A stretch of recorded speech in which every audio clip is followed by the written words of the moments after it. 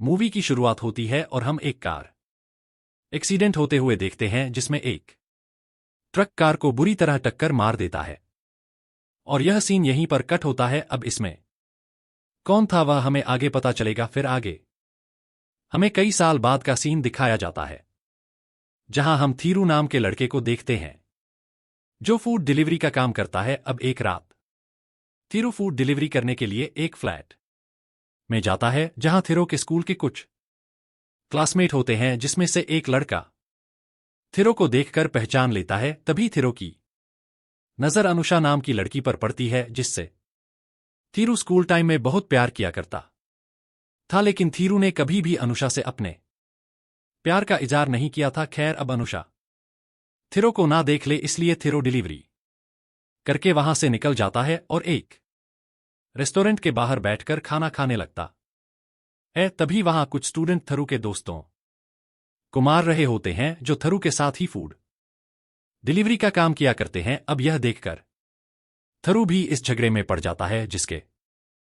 बाद वहां पर पुलिस आ जाती है और सभी को अरेस्ट कर लेती है। फिर हम पुलिस स्टेशन में इंस्पेक्टर नीलकंठन को देखते हैं जो थीरू को एक चाटा लगा देते हैं, जिसके बाद थीरू अपने घर आता है जहां पर उसके दादाजी उसका इंतजार कर रहे थे। अब थीरू के साथ आज जो कुछ भी हुआ था वह अपने दादाजी को बताने लगता है। दरअसल थीरू और उसके दादाजी की काफी अंडरस्टैंडिंग है और वो एक दूसरे को काफी अच्छे से समझते हैं। अब इसी बीच वहां पर इंस्पेक्टर नीलकंठन आते हैं और यहां हमें पता चलता है कि इंस्पेक्टर नीलकंठन थीरू के पिता हैं और साथ ही हम यह भी जान पाते हैं कि थीरू अपने पिता से काफी नफरत करता है और इन दोनों ने पिछले 10 साल से एक दूसरे से बात तक नहीं की है। अब थीरू अपने दादाजी से कहता है कि अगर तुम नहीं होते तो मैं इस घर को कब का छोड़ के चला गया होता, और वह अपने पिता के बारे में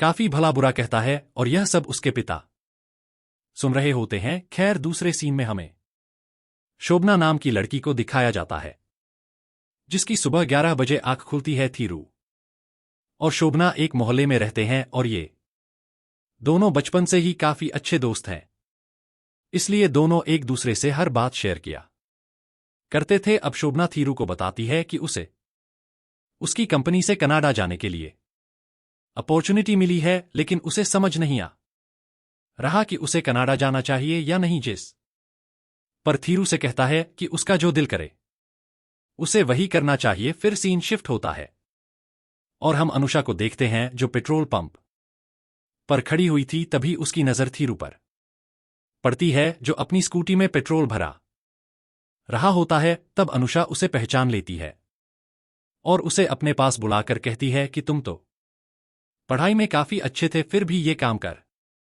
रहे हो। जिस पर थीरू से कहता है कि कुछ प्रॉब्लम्स है जिसकी वजह से मुझे ये काम करना पड़ रहा है। तब अनुषा थीरू से उसका फोन नंबर लेती है और उसे फ्री टाइम में कॉल करने को कहती है। अब रात में जब थीरू शोभना से मिलता है तो उसे ये सारी बात बताता है और उससे कहता है कि मैं बचपन से ही उसे पसंद करता हूं, लेकिन उसे कभी भी अपनी बात नहीं बता पाया, लेकिन आज उसने खुद ही मुझे अपना नंबर दे दिया। अब ये सुनकर शोभना को थोड़ा अजीब लगता है। फिर ये दोनों बात कर ही रहे होते हैं, तभी थीरू के पास अनुषा का कॉल आता है। अनुषा उससे काफी अच्छे से बात करती है, उसका हाल चाल लेती है और आखिर में उससे कहती है कि आज सिटी में सारी फूड डिलीवरी आई स्ट्राइक पर है और कोई भी मेरे घर पर फूड डिलीवरी करने नहीं आ रहा, तो क्या तुम मेरे घर डिलीवरी करने आ सकते हो। यह सुनते ही थीरू तुरंत हाँ कर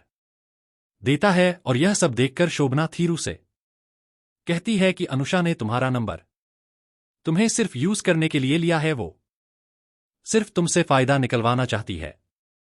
लेकिन थीरू उसकी एक नहीं सुनता और वहां से चला जाता है। आगे थीरू अनुष के बताए हुए जगह से फूड लेकर अनुष के फ्लैट में डिलीवरी करता है, जिसके बाद अनुषा खुश होकर उसे टिप देती है। अब यह देखकर थीरू को बहुत बुरा लगता है और वह कहता है कि उसने फूड डिलीवरी जैसा दोस्त की नाते किया था, और यह बोलकर थीरू बिना टिप लिए वहां से चला जाता है और अनुषा को इस बात का काफी बुरा लगता क्योंकि उसका इरादा थीरू को हट करने का नहीं था। यहां घर पर आकर ये सारी बात थीरू शोभना को बताता है और शोभना थीरू की बात सुनकर हंसने लगती है। फिर वह कहती है कि उसने तो पहले ही कहा था कि अनुषा उसे यूज कर रही है। खैर, अब अगले दिन रोज की तरह थीरू फूड डिलीवरी करने के लिए निकलता है, जहां वो एक गलत फ्लैट में पहुंच जाता है और देखता है कि कुछ लोगों ने एक बच्ची को किडनैप करके रखा हुआ है।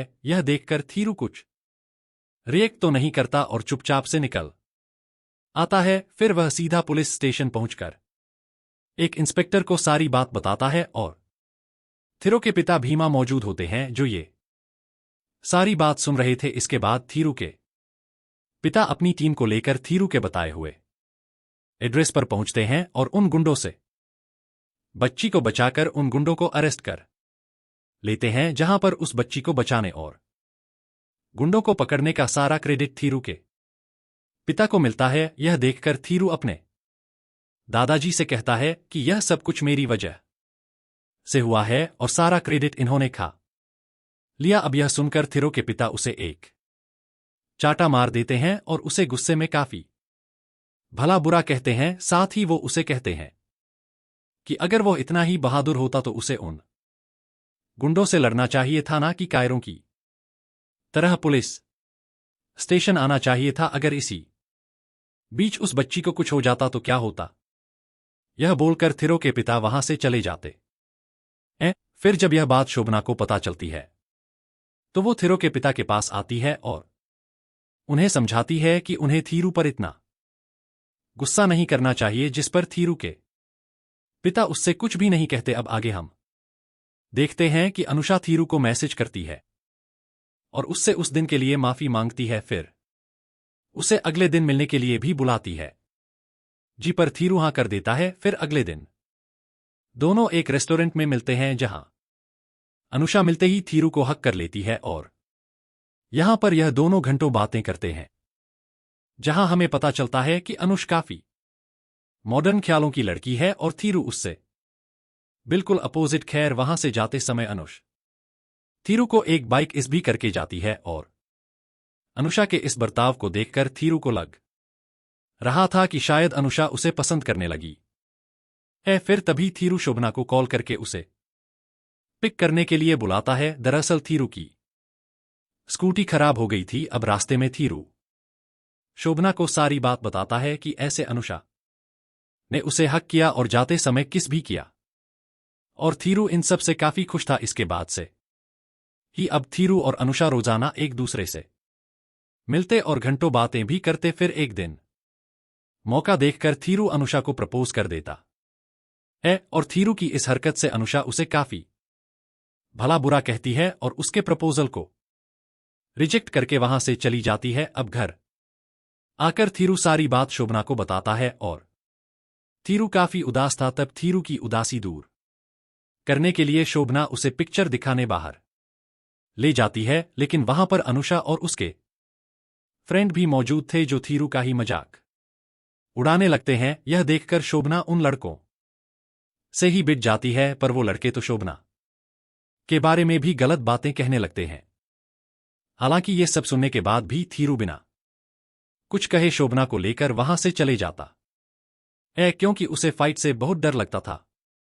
और यह देखकर शोभना थीरू से गुस्सा हो जाती है, क्योंकि उसने शोभना के इंसल्ट पर उन लड़कों को कुछ भी नहीं कहा था। और इसी टेंशन में इस्त्री करते समय थीरू अपने पिता की यूनिफॉर्म जला देता है। फिर अब रात को जब थीरू के पिता घर आते हैं तो अपनी यूनिफॉर्म को जला देखकर थीरू पर बहुत चिल्लाते हैं, लेकिन थीरू दिल टूटने की वजह से वो पहले से ही हर्ट होता है, जिस वजह से थीरू भी अपने पिता पर चिल्लाता है और उन्हें उल्टा सीधा बोल देता है। अब इसी झगड़े के बीच हमें पता चलता है कि थीरू और उसके पिता एक दूसरे से बात क्यों नहीं करते। दरअसल सालों पहले थीरू और उसकी फैमिली कार से कहीं जा रहे थे। इसी बीच ड्राइव करते समय थीरू के पिता फोन से बात करने लगते हैं और थीरू उनसे सेफली गाड़ी चलाने के लिए कह रहा था, लेकिन तभी अचानक सामने से एक ट्रक आ जाता है और उनकी गाड़ी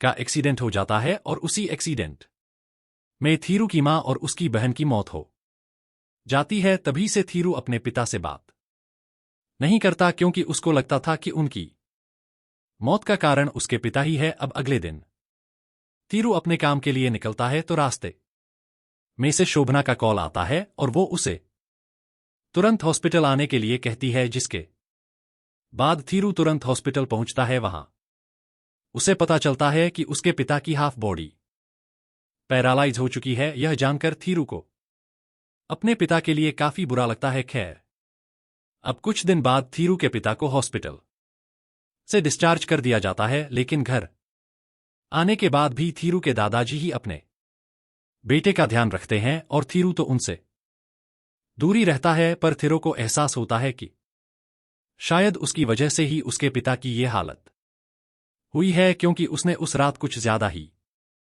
बोल दिया था। फिर अगले दिन थीरू के पिता बेड से गिर जाते हैं और थीरू वहीं पर खड़ा हुआ देख रहा था। तब थीरू को ये देखकर बिल्कुल भी अच्छा नहीं लगता, इसलिए वह तुरंत उनके पास जाता है उनकी मदद करने। अब यहां पर थीरू के पिता उससे माफी मांगते हुए कहते हैं कि उस कार एक्सीडेंट में मुझे भी मर जाना चाहिए था। मैं आज भी मरना चाहता हूं, क्योंकि मैं तुझसे नजरें नहीं मिला पा रहा। अब ये सुनने के बाद थीरू की आंखों में आंसू आ जाते हैं, क्योंकि इन 10 सालों में पहली बार उसके पिता ने उससे ठीक से बात की थी और थीरू भी इमोशनल होकर अपने पिता को माफ कर देता है। इसी के बाद से दोनों खुशी खुशी एक दूसरे के साथ रहने लगते हैं। खैर, अब थीरू के दादाजी भी अपने बेटे के पास शादी का कार्ड लेकर आते हैं और कहते हैं कि थीरू के नाना जी के घर शादी है। दरअसल जब से थीरू की मां और उसकी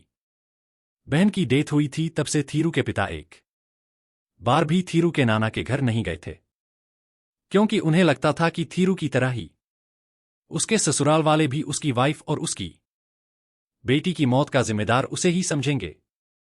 लेकिन अब वो हिम्मत करते हैं और अपनी पूरी फैमिली को लेकर थीरू के नाना के यहां जाने के लिए निकल जाते हैं। फिर जब वह वहां पहुंचते हैं तो थीरू के नाना नानी उनका बहुत ही अच्छे से स्वागत करते हैं। यह देखकर थीरू के पिता को बहुत अच्छा लगता है और उनकी आंखों में आंसू आ जाते हैं कि आज भी ये लोग मुझसे नफरत नहीं करते। फिर अब शादी का प्रोग्राम शुरू हो जाता है और यहां पर थीरू की नजर रंजनी नाम की लड़की पर पड़ती है, जो उसे पहली नजर में पसंद आ जाती है। जिसके बाद थीरू उस लड़की से बात करने चला जाता है, लेकिन थीरू की बातें उस लड़की को पसंद नहीं आती, जिस वजह से वह गुस्सा होकर चली जाती है। अब थीरू ये सारी बात शोभना को बताता है और शोभना उसे कह दे कि तुम्हें डायरेक्ट उससे प्यार का इजहार नहीं करना चाहिए था, बल्कि उससे पहले दोस्ती बनानी चाहिए। इसलिए थीरू रात को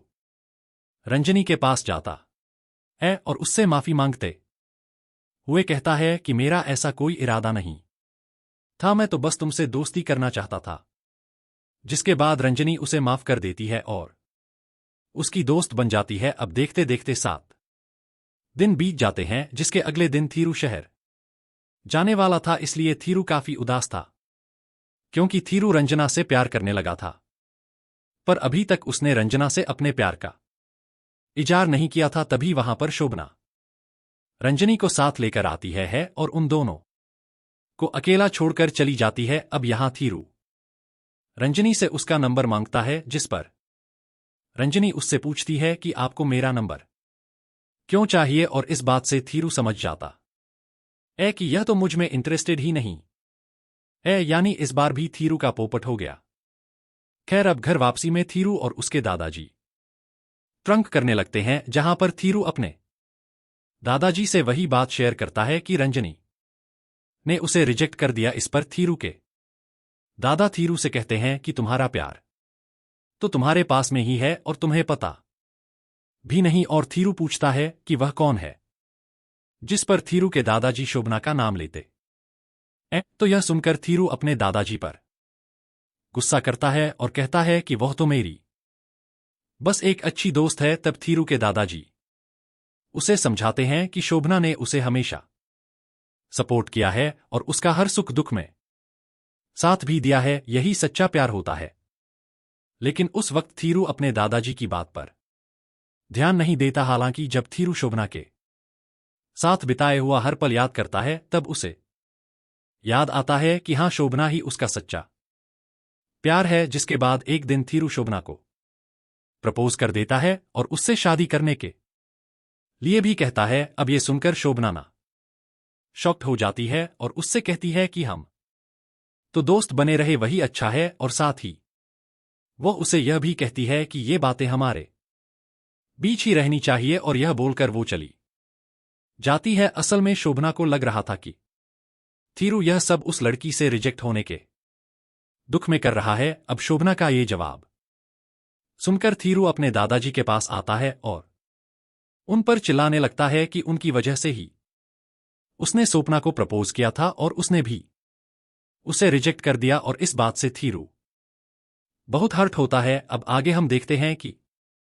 शोभना जिस सॉफ्टवेयर कंपनी में काम करती थी, अब उसका कनाडा जाने के लिए प्रमोशन हो चुका है। जिसके बाद शोभना घर आकर प्रमोशन वाली बात बताती है और उसके परिवार वाले भी काफी खुश होते हैं। यहां दूसरी तरफ हम रोड पर थीरू और उसके पिता को देखते हैं जो घर आ रहे थे। तभी रास्ते में वो गुंडा आ जाता है जिसे थीरू ने पकड़वाया था, और उसने धमकी दी थी कि वो जब जेल से छूटेगा तो वो उन्हें जान से मार देगा। यहां पर वो गुंडा थीरू के पिता को बहुत ही बुरी तरह से मारने लगता है। यह देखकर थीरू को गुस्सा आता है और वह उस गुंडे को बड़ी बुरी तरह से पीटता है, लेकिन इन सब में थीरू को काफी ज्यादा चोटें आती हैं और उसे हॉस्पिटल में एडमिट किया जाता है। वहां थीरू के पिता उसे कहते हैं कि आज उन्हें अपने बेटे पर काफी गर्व हो रहा है क्योंकि वो काफी निडर है। खैर, जब यह बात शोभना को पता चलती है कि थीरू को काफी चोटें आई हैं और वह हॉस्पिटल में एडमिट है, तो वो यह सुनकर काफी रोती है। अब कुछ समय बाद जब थीरू ठीक हो जाता है तो शोभना थीरू को कॉल करके बताती है कि उसका प्रमोशन हो गया है और वो आज रात ही कनाडा जा रही है, वो भी पूरे 2 साल के लिए। शोभना चाहती थी कि थीरू से एयरपोर्ट तक छोड़ने के लिए आए, और जब थीरू एयरपोर्ट जा रहा होता है तो उसे बीच रास्ते में ट्रैफिक पुलिस वाले रोक लेते हैं जिससे वह टाइम से एयरपोर्ट नहीं पहुंच पाता, और शोभना फ्लैट में बैठ जाती है और बहुत रोती है कि आखिर बार भी वो थीरू से नहीं मिल पाई। अब अगले दिन शोभना का भाई थीरू के पास आता है और कुछ ग्रीटिंग कार्ड्स उसके सामने फेंकता है। फिर वो उसे बताता है कि शोभना उसे बचपन से ही पसंद करती थी, लेकिन कभी भी तुझे उसका प्यार दिखाई नहीं दिया। यह सुनकर थीरू को बहुत बड़ा झटका लगता है और वह सोच में पड़ जाता है कि उसे शोभना को ऐसे ही जाने नहीं देना चाहिए था। अब हम अगले सीन में शोभना को देखते हैं जो कनाडा में होती है। तभी उसके पास थीरू का वीडियो कॉल आता है। तब वीडियो कॉल पर थीरू कहता है कि मैं तुमसे मिलना चाहता हूं, जिस पर शोभना उससे कहती है कि वो अगले साल वापस आ जाएगी, उसके बाद हम दोनों जरूर मिलेंगे। तभी थीरू पीछे से शोभना के पास आता है और उससे कहता है कि मैं कितना बेवकूफ था जो तुम्हारे प्यार को कभी पहचान नहीं पाया, और शोभना उसे देखकर बहुत खुश होती है और उसे गले से भी लगा लेती है। फिर वो कहती कि मैं तो तुम्हें हमेशा से ही प्यार करती थी, पर कभी तुमसे कह नहीं पाई। इसके बाद हम देखते हैं कि इन दोनों की शादी हो चुकी है और ये दोनों काफी खुश हैं, और यहीं पर यह मूवी खत्म होती है। दोस्तों, आपको ये मूवी कैसी लगी हमें कमेंट में जरूर बताइएगा।